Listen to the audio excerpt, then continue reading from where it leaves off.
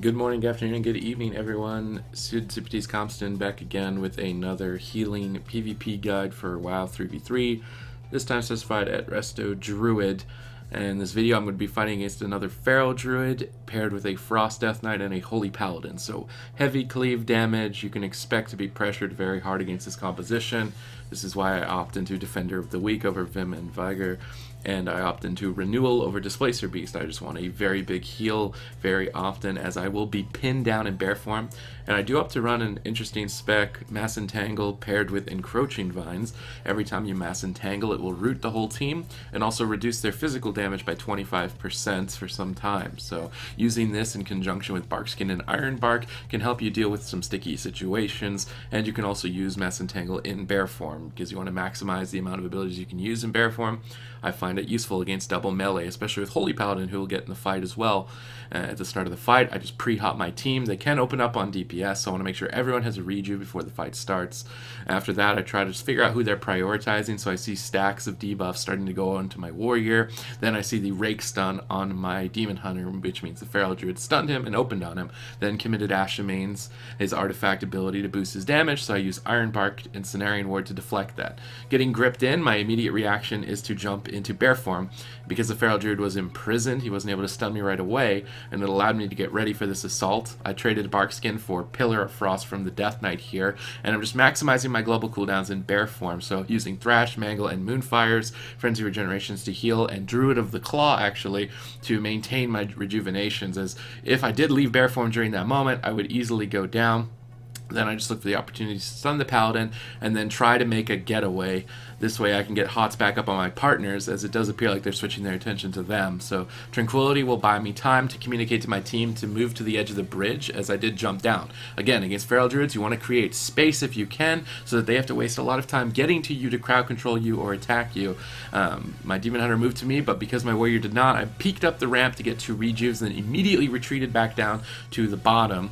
A well-timed Imprison on the Incarnation bought me time to get bear form off before the incoming stun, and as I don't have Barkskin, I will use Tree of Life during this moment, paired with Darkness. The Darkness may not have been necessary because it's only Incarnation, there's no Pillar of Frost in the Death Knight, it's one player's major cooldown, so the Darkness is potentially overused here, but it manages to create a very stable position for me. And again, now I'm repositioning. They're on the bottom, so I go on the top. I use a Vortex to try and pin the DPS down on the bottom, give me more time to get my heal over time effects up to my entire team, as they can burst them down at any moment with Pillar of Frost very shortly. I see the Feral Druid use his charge towards me, so I jump into bear form immediately, expecting to be stunned.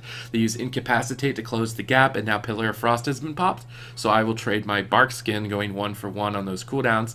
Now, while I'm pinned down in bear form during Pillar of Frost, maximize your global cooldowns, use Moonfire, Thrash, and Mangle. You want to add damage to your team during this moment, but this team has done something smart. They've created split pressure. With my Demon Hunter low, I am now forced out of bear form. I have to hot 2 targets, which ultimately gets me caught in caster form.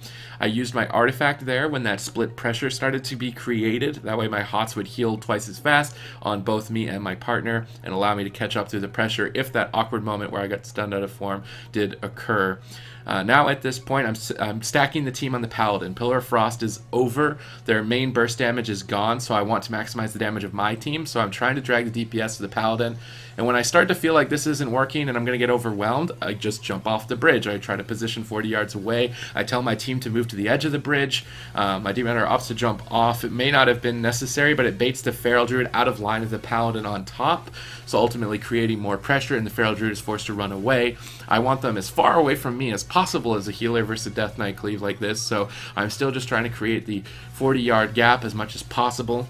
This Incapacitate could set up for a stun, but because my team has pressure on the enemy Paladin, they're moving back to try and peel my DPS away.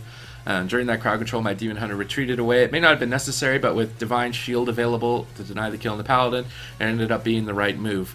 Now the Death Knight has popped Pillar of Frost. His damage is extremely high in this position, so I pre-cast heals. Regrowth after Wild Growth. Make sure you have as many hots as you can so your Mastery boosts your healing. You can see even under all this pressure on my Demon Hunter, I still maintain 2 rejuvenations on myself, because I can be a swap target very easily against this, and I need the bonus Mastery healing on Frenzy Regeneration to heal through the pressure. But now, ultimately, the Paladin has overextended to stun me, and with that overcommitment after Divine Shield went down, to the pressure of my team. So by staying 40 yards away, I baited the enemy team into bad positions. There at the end, the Paladin had to overextend to stun me. Earlier, the Feral Druid overextended to incapacitate me. And so if they were on the top of the bridge, I was on the bottom. Blade's Edge can be a very difficult map to create 40-yard positioning, so I like using the top and the bottom. Enemy teams on top, I go on the bottom. Enemy teams on the bottom, I go on the top. And I communicate that to my team. So they move to the edge of the bridge so I can heal them from the bottom. The enemy team will usually have to move and attack them because it's a melee Cleave mirror.